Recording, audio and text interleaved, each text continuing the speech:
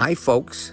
This is Don Meisner with the North Country Fishing Report, and I got something to report to you. It's not about the fishing right here in our area, but it's a lesson that we can take from another area. Apparently, there are two guys that are avid lake trout fishermen that were fishing in a lake in Colorado this last week, and they ended up catching a lake trout that appears to be the new world record.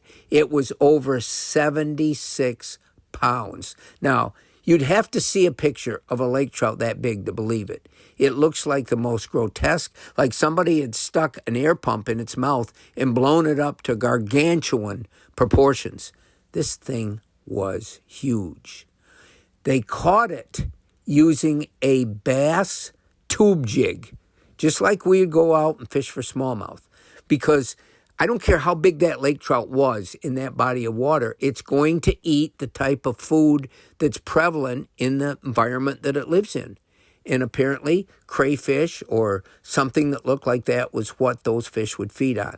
But what's more important to realize is, sometimes we don't have a clue what's in the waters that we're fishing. I'll guarantee you, those guys had no clue that a lake trout of that size was swimming down there where they were fishing.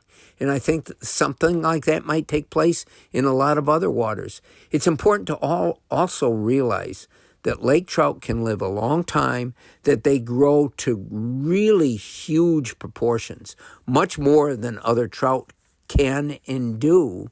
Although, remember, they're not really trout. They're called trout, but they're an Arctic char derivative. Lake trout and brook trout are really char, and they're not trout.